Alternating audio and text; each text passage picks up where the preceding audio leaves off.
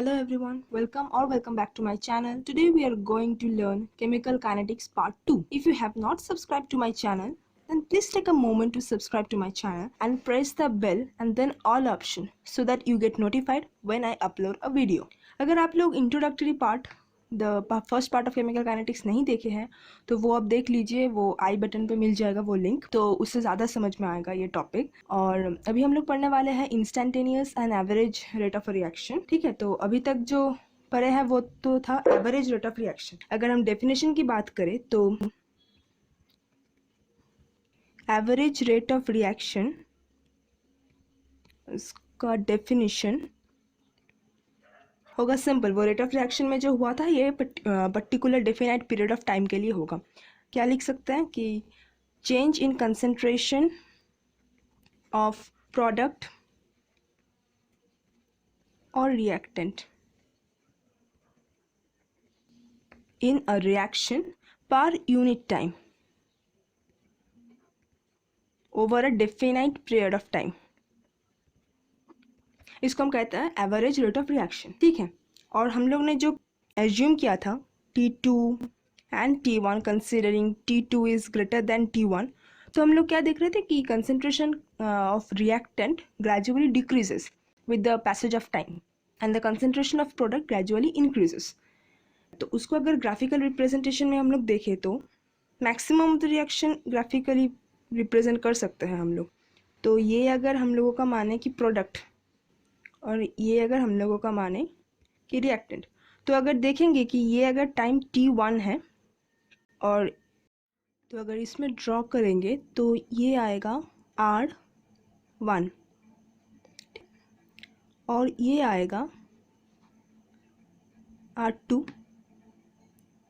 और इसमें ड्रॉ करेंगे तो ये हम लोगों को आ रहा है P2 और ये आ रहा है P1, which means कि with the passage of increasing time in the reaction P2 is greater in terms of concentration and ये अगर टाइम है तो P2 का कंसंट्रेशन बढ़ रहा है ना, P2 बढ़ रहा है और R का कंसंट्रेशन डिक्रीज कर रहा है। तो ये हम लोग ग्राफिकली रिप्रेजेंट कर सकते हैं। आता है important topic, matter of our concern, वो क्या है कि instantaneous reaction. Rate of reaction, right. इसमें अगर हम लोग इसमें जो कंसिडर कर रहे थे कि delta T is equal to T2 minus T1, इसमें हम लोग बस कंसिडर कर रहे हैं delta T tends to zero. बहुत ही कम टाइम पीरियड के लिए हम लोग ये मान के चल रहे हैं। ठीक है, ये delta T tends to zero. अब अगर हम लोग देखें कि rate of change in concentration of A considering in the equation A to B, इस इक्वेशन में अगर माने की तो हम लोग लिख सकते हैं कि इंस्टेंटेनियस रेट ऑफ रिएक्शन निकालने के लिए हम लोग लिखेंगे limit delta T tends to zero minus by delta T. Got it? Minus क्यों हुआ? क्योंकि ये रिएक्टेंट है, डिक्रीज करेगा तो माइनस नेगेटिव साइन रहेगा। और ये तो हम लोगों का रेट ऑफ रिएक्शन का फॉर्मूला है और इसको ये तो हम लोग फॉर्मूला से निकाल रहा है कि हम लोग पढ़े हैं कि delta T tends to zero, इसमें ऐसे हम रिप्रेजेंट करेंगे और इसको हम लोग लिख सकते हैं मैथमेटिकली कि D A by D T. अगर सिमिलरली हम लोग कंसंट्रेशन चेंज बी का माने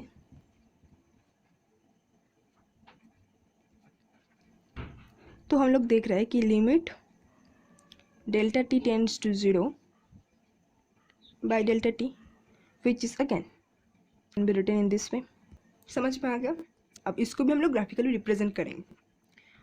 फॉर रिएक्टेंट ग्राफिकली रिप्रेजेंट करें, रिएक्टेंट का ग्राफ क्या रहेगा कि ये धीरे धीरे डिक्रीज करेगा, तो ये ऐसा हो गया, ये इक्विलिब्रियम में आ जाएगा। ठीक है, ये टच नहीं करेगा, इधर टच नहीं करेगा, ये डायरेक्ट इक्विलिब्रियम में ऐसे ही करते रहेगा क्योंकि रिएक्शन है तो 100% आउटपुट तो नहीं आएगा। एक पॉइंट के बाद रिएक्टेंट का भी इतना ही यूज़ होगा, प्रोडक्ट भी उतना ही करेगा, हम लोग देखेंगे अब, तो ये टच नहीं करेगा। अब क्या करना है, ये तो टाइम वर्सेस कंसंट्रेशन का ग्राफ हुआ। अब हम लोग को निकालना है D A by D T. तो ये है एक्चुअली स्लोप। स्लोप हम लोग कैसे निकालते हैं? एक पॉइंट में टेंजेंट निकालते हैं। अगर टेंजेंट निकालते हैं तो ये पॉइंट हुआ, इसमें हम लोग अगर टेंजेंट ड्रॉ करें तो ये, और अगर हम लोग टेंजेंट निकालने की कोशिश करें पॉइंट का नाम दे रही हूँ, ये सपोज मान के चलते हैं कि टी टाइम में हुआ है, तो हम लोग देख सकते हैं कि स्लोप अगर निकालने की कोशिश करें तो C D equals to O C by O D, क्योंकि टैन है ना, कि एक पॉइंट से अगर टेंजेंट निकाले तो उससे हम लोग एक इंस्टेंटेनियस रिएक्शन रेट निकाल सकते हैं, जो कि क्या है इसमें कि ए टू बी, इस रिएक्शन में अगर ये ग्राफ की बात करें तो ये आ रहा है, आ गया। अब अगर प्रोडक्ट की बात करें, कि अगर प्रोडक्ट की ग्राफ की बात करें तो इसमें आएगा, धीरे धीरे इंक्रीज करेगा, इसमें भी इक्विलिब्रियम, स्टिल इसमें भी इक्विलिब्रियम होगा, क्योंकि एक टाइम के बाद रिएक्शन से इतना ही प्रोडक्ट आएगा, उससे ज़्यादा नहीं आएगा। ये अगर पॉइंट माने तो इसमें भी हम टेंजेंट ड्रॉ करेंगे। सिमिलरली अगर हम निकालने की कोशिश करेंगे तो ये टाइम कंसिडरिंग टी, तो नाम दे देते हैं। सिमिलरली अगर इसका भी हम लोग टेंजेंट निकालने की वैल्यू निकालने की कोशिश करें तो O F is equal to F E by O E. समझ में आ गया ना बात। इसका अगर प्रोडक्ट का है तो इसी रिएक्शन में प्रोडक्ट का क्या आएगा, D B by D T. तो हम लोग ऐसी इंस्टेंटेनियस रिएक्शन रेट निकालते हैं, वो क्या है कि एक स्मॉल डेफिनाइट पीरियड के लिए है, जिसमें हम लोग मान के चल रहे हैं कि delta T tends to zero, और ये मैटर ऑफ कंसर्न है, इसी से ही काम चलेगा, क्योंकि एवरेज से हम लोग प्रैक्टिकल एक आइडिया नहीं आता है हम लोगों को, क्योंकि उसमें होता है कि एक बहुत लंबा पीरियड टाइम के लिए हम लोग ये मान के चलते हैं, जब ये टेंड्स टू जीरो होगा तो ये इनफाइनाइट से स्मॉल हो जाएगा, तो इसमें ही हम लोगों को चलेगा। तो देखो एक टॉपिक है यूनिट ऑफ रिएक्शन रेट, इसको हम लोग लिखेंगे आर, रिएक्शन रेट जो है change in concentration of reactants और प्रोडक्ट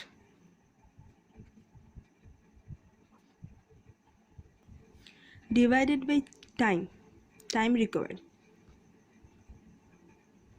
तो अब अगर ऐसा यूनिट की बात करें तो इसका यूनिट होगा मोल लीटर इनवर्स, और इसका सेकंड और मिनट।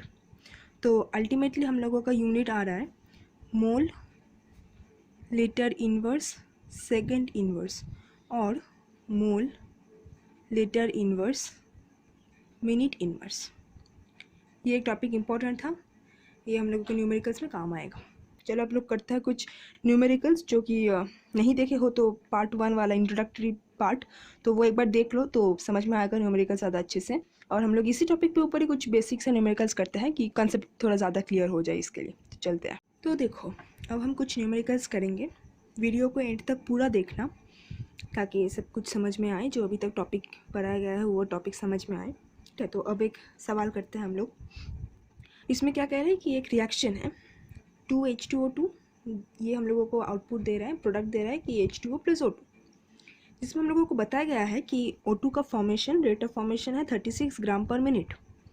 हम लोगों को आंसर निकालना है what is the rate of formation of H2O and what is the rate of disappearance of H2O2। अब ये रेट ऑफ फॉर्मेशन और रेट ऑफ डिसअपियरेंस तो मतलब ये डिफरेंशियल रेट इक्वेशन से ही सॉल्व हो जाएगा। तो इक्वेशन है हम लोगों का 2H2O2, ये आउट प्रोडक्ट दे रहा है 2H2O प्लस O2, तो इसको हम लोग लिख सकते हैं। आप लोग अगर कर पा रहे हैं खुद से तो कर लीजिए, पहले थोड़ा वेट कर, पॉज करके वीडियो ये आप कर लीजिए, फिर आप आंसर चेक कर लीजिए। तो जो लोग नहीं कर पा रहे हैं तो उन लोगों को बता देते हैं, समझा देते हैं कैसे होगा। तो ये इक्वेशन है, तो इससे हम लोग क्या मतलब एक प्रैक्टिकली क्या बता सकते हैं कि जब ये 2 मॉलिक्यूल्स ऑफ H2O2 डिकम्पोज करेगा, मतलब रिएक्शन करेगा, तब हम लोगों को देगा 2 moles of H2O and 1 mole of O2, है ना। तो इसको हम अगर लिखे कि व्हेन 2 मोल H2O2 मतलब 68 ग्राम decomposes gives 2 mole of H2O मतलब 36 gram and 1 mole of O2 मतलब 32 ग्राम। ये हम लोग रिएक्शन का प्रैक्टिकल एक इमेज बना पा रहे। अब है कि ऐसे अगर कोई सवाल दिया जाए कि जिसमें यूनिट ग्राम पर मिनट है, तो इसको एक नोट करके आप लिख लीजिए कि अमाउंट को हम लोग मोल के हिसाब से लेंगे, है ना, तो सवाल करने में इजी होगा। टेक अमाउंट मोल और मोल लीटर इनवर्स।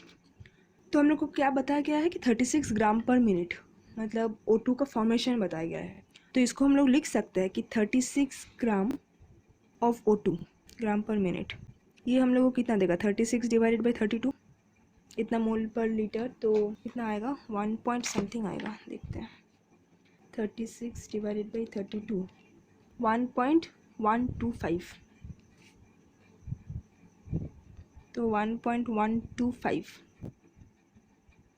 मोल लीटर इनवर्स। ठीक है, अब बाय डिफरेंशियल रेट इक्वेशन जो रिएक्टेंट और प्रोडक्ट के बीच होगा फॉर्मूला, तो उसके हिसाब से हम लोग लिख सकते हैं कि 1/2 DH2O2 by dt which is equivalent to 1/2 DH2O by dt which is again equal to D, हम लोगों को बताया गया है O2 का, तो हम लोग लिख सकते हैं कि -12 DH2O2 by dt is equivalent to 1.125। इस हिसाब से हम लोग लिख सकते हैं DH2O2 by dt, इस हम लोग पॉजिटिव टर्म लेंगे, ठीक है ना, तो रेट ऑफ 1.125 इंटू 2.25, तो ये अगर हम लोगों का आ रहा है DH2O2 by dt, तो DH2O by dt तो सेम ही है, मतलब हाफ हाफ कैंसिल हो जाएगा, तो बाकी दोनों का आंसर सेम है। तो हम लोग कह सकते हैं कि rate of formation of H2O is 2.25 and rate of disappearance is 2.25, है ना, तो ये आ गया। तो ऐसे ही इजी सवाल रहेंगे ये रेट ऑफ डिसअपियरेंस और अपीयरेंस और एवरेज रेट ऑफ रिएक्शन से। तो चलिए अब नेक्स्ट सवाल करते हैं। इसमें बताया गया है कि the rate of decomposition of N2O5 in CCl4 solution at 48 degrees C was observed in an experiment. Okay. The initial concentration of N2O5 in CCl4 solution was 2.05 and after 170 minutes it reduces to 1.80. तो difference मिल जाएगा, time भी दिया हुआ है। Equation बताया जा रहा है कि 2N2O5 प्रोडक्ट दे रहा है 4NO2 plus O2. Now we have to determine the average reaction rate and the rate of formation of NO2 during the given interval. जिन लोगों को सवाल समझ में आ गया है खुद कर सकते हैं तो खुद कर लीजिए, पॉज कर दीजिए वीडियो, उसके बाद आंसर चेक कर लीजिए, वरना मैं कर रही हूँ, देख लीजिए। तो इसमें हम लोगों को निकालना है कि average reaction rate and rate of formation of NO2। तो इस इक्वेशन के लिए हम लोग एवरेज रिएक्शन रेट लिख सकते हैं ऐसे, average reaction rate, and this can be written as N2O5 by delta T which is equal to 1/4 delta NO2 by delta T which is equal to delta O2 by delta T। Time बताया गया है 170 minute. तो अब हम लोग निकाल सकते हैं कि minus delta N2O5 by delta T, इसको N2O5 2 minus N2O5 1 by delta T भी लिख सकते हैं, है ना। तो वैल्यू दिया हुआ है -1.80 माइनस 2.05 बाई डेल्टा टी, मतलब क्या 170 माइनस 0, ये तो आ रहा है, तो वैल्यू क्या आ रहा है 0.25, right. 2.05 minus 1.80 0.25 divided by 170, 1.47 10 to the power -3 mole litre inverse minute inverse, है ना, ये आया। और इसके बाद during this interval can say the average reaction rate का जो फुल फॉर्मूला था उससे हम लोग निकाल सकते हैं।